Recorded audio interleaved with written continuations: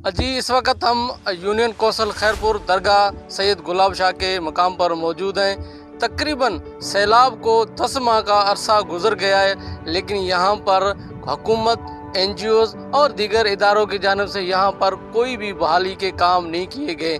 यहाँ पर दर्जनों की तादाद में मकान और यहाँ पर तैयार फसल भी मुकम्मल तौर पर तबाह हो चुकी है, जिसकी वजह से यहाँ के मकीन सख्त परेशान हैं। तो आइए इस हवाले से सैयद गुलाब शाह के मकीनों से पूछते हैं कि सैलाब के हवाले से उनके क्या मसाइल हैं।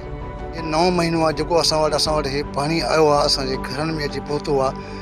असां हिन बिल्कुलु कहीं बि कोई न एंजोज़ आहे, न कंहिं असां कंहिंखे वोट ॾिनो आहे, न को असां वटि उहो बि आयो आहे, कहीं बि असांजी मालिकी न कई आहे। सर असां हे मिसकिन ग़रीब अॼु तक हिकु अधु जेको ॼाइड़ियूं असांजियूं आहिनि उहे बदिलियूं आहिनि, बाक़ी घर असांजा सभु दफ़न थिया पिया आहिनि। अगरि असांजी जायूं कोई बि हिकिड़ी जाइ बि न आहे बदल, असांजा तंबू ॾिठो पाण तव्हां साईं, सभु असांजे तंबुनि में विचड़ा आहिनि। राति जो बरसाति ठका थी करे पचड़ा असां किथे थी कयूं।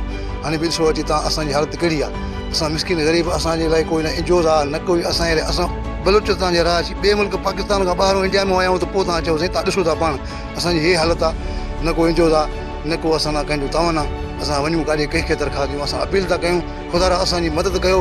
अॼु तक न असांजी का आबादी थी आहे, न असांखे का चीज़ मिली बि आहे। इहो ख़ुदा जो बि तव्हां हुकुमरान आहियो, सरदार आहियो, अमीर आहियो, मिनिस्टर आहियो, वज़ीर आज़म आहियो, जो बि आहियो, असांजी मदद कयो ख़ुदा। असां अर्ज़ु कंदासीं इहो असांजी जेकी इंतिज़ामिया हुई उनखे असां DC साहिब खे बि अर्ज़ु कयोसीं, AC साहिब ॾे बि चढ़ी वियासीं। हिते जीअं डुमशाह खे कट साहिब ॾेराई आहे, असांखे ईअं बि न चयूं त बाबा तव्हां उथो होॾे रवाना थियो। दरगाह ॻोठ आहे पुराणो क़दीमी आहे, ॻोठ गुलाब शाह पनी पीर।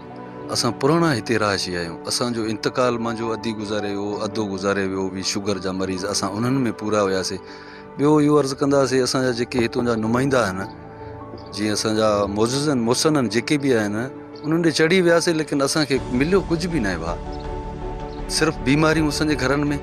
ॿियो नंबर इहो आहे जेके कटां असांखे ॾिनऊं, ॿिया सरमाएदार हुया, सुठा माण्हू, उन्हनि खे उन्हनि जी सिफ़ारिश हले पई। असां फ़क़ीर माण्हू, असांजी कोई सिफ़ारिश न पई हले।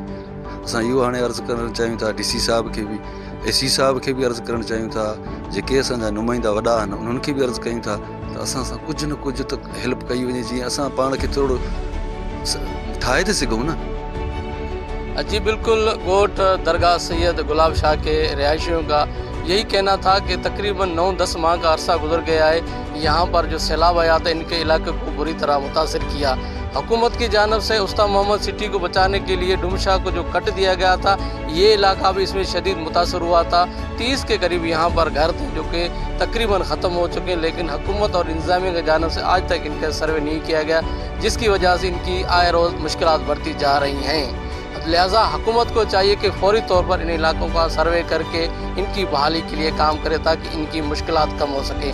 कैमरामैन ज़फ़र अली के साथ ज़ाकिर हुसैन, वश न्यूज़, उस्ताद मोहम्मद।